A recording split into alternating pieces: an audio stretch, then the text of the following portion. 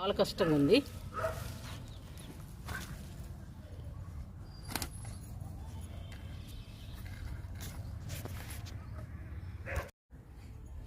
ఇప్పుడు సరిపోయిందండి మొక్క.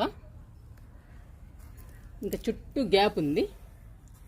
ఈ గ్యాప్ మొత్తం మట్టి పోసుకుందాం మనం. చూడండి వేర్లు ఎలా వచ్చాయో.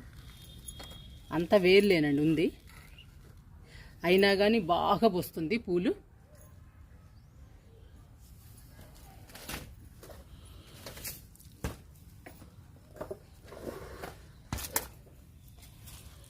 ఇంకా ఈ గ్యాప్ అంతా మట్టి పోసుకుందాము.